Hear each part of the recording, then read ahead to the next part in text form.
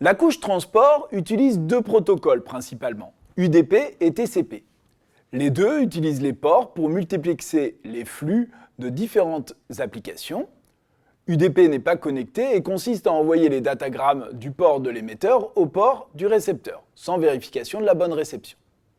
TCP est un protocole connecté. Une connexion est établie préalablement à toute communication. Ensuite, tous les segments émis doivent être acquittés. Sinon, en cas de perte ou de corruption de paquets, les segments non acquittés sont réémis. Enfin, la connexion est fermée. La réémission de paquets par le protocole TCP, qui apporte la fiabilité, met aussi en risque la stabilité du réseau en réémettant des paquets sur un réseau congestionné, source de perte de paquets. TCP va donc également proposer des mécanismes de régulation du trafic pour limiter les congestions. C'est l'objet de cette vidéo. Le client et le serveur communiquent à travers des réseaux connus ni par l'un ni par l'autre. Les capacités de traitement des machines, émetteurs et récepteurs, sont gérées par les fenêtres dans l'entête TCP. Mais qu'en est-il de la prise en compte des capacités du réseau ? Aucune des deux machines ne maîtrise la charge des routeurs et pourtant les mécanismes de TCP vont leur permettre d'adapter leur flux à l'encombrement des différents réseaux traversés et également utilisés par d'autres. La congestion se produit au niveau des routeurs, donc au niveau de la couche réseau. Elle est pourtant gérée essentiellement par TCP au niveau de la couche transport. Là encore, l'indépendance entre les couches réseau et transport n'est pas franche, d'où l'utilisation habituelle du terme TCP/IP pour désigner la technologie au cœur d'Internet. L'objectif des mécanismes de congestion est d'allouer dynamiquement et de manière optimale et équilibrée la bande passante aux différentes communications utilisant un même réseau. On peut se demander quels critères garantissent l'équité. L'équité entre machines ne serait pas raisonnable, attribuant le même flux à un smartphone qu'à un serveur communiquant avec des milliers de machines. C'est pourquoi c'est plutôt l'équité entre les connexions qui est prise en compte.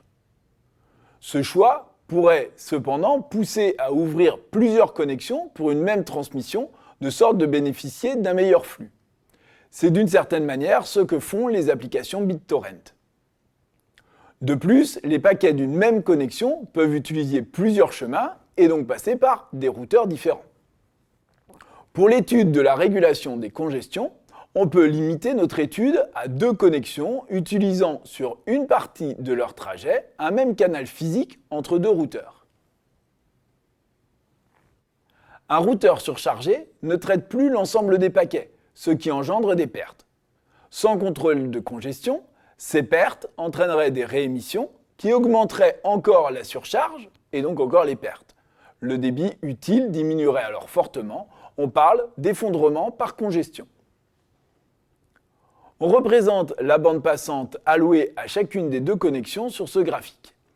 La ligne bleue représente un usage optimal de 100% de la bande passante. Pour réguler les congestions, les mécanismes cherchent à optimiser l'utilisation de la bande passante en approchant des 100%, tout en étant le plus proche possible de l'équité, représentée par la ligne verte. Le routeur gère la congestion en limitant certains flux, soit en signalant explicitement la congestion, en utilisant des bits du segment TCP, soit en supprimant des paquets. Les nœuds ajustent alors leurs envois en jouant notamment sur la taille de la fenêtre du segment TCP.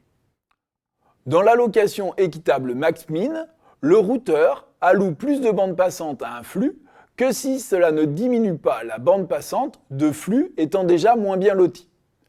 Notons que certaines connexions étant bridées par d'autres routeurs du parcours, l'équité dite max-min attribue à une connexion le maximum de bande passante tant que cela ne diminue pas les bandes passantes des autres connexions. La régulation du taux d'envoi peut se faire par des réponses explicites ou implicites, précises ou non.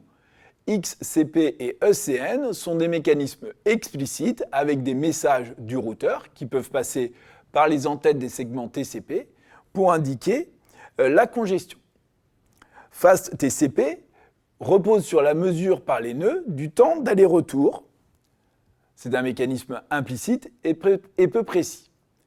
TCP Droptail ou Red Random Early Detect utilise la perte de paquets pour détecter la congestion. La cohabitation de différents protocoles de gestion de congestion doit se faire avec l'introduction il y a quelque temps de nouveaux protocoles très gourmands pour le streaming, protocoles pas très respectueux des règles de gestion des congestions. Les réseaux sans fil ajoutent une difficulté supplémentaire. La perte de paquets sert à la gestion de congestion, mais il y a beaucoup de pertes de paquets en sans fil. 10% est un taux courant. Il faut donc distinguer les pertes engendrées par les algorithmes de gestion de congestion des pertes liées aux communications sans fil. On masque donc ces dernières par la réémission rapide via la couche liaison 802.11. La réémission au niveau de la couche liaison se fait dans la milliseconde environ et la détection de paquets perdus se fait autour de la centaine de millisecondes. Le problème se pose alors pour les liaisons par satellite ayant des temps de latence de la centaine de millisecondes. Seuls les protocoles de transport gérant les congestions de manière explicite fonctionnent. On voit donc que le problème de la gestion des congestions n'est pas résolu et la recherche dans ce domaine reste intense.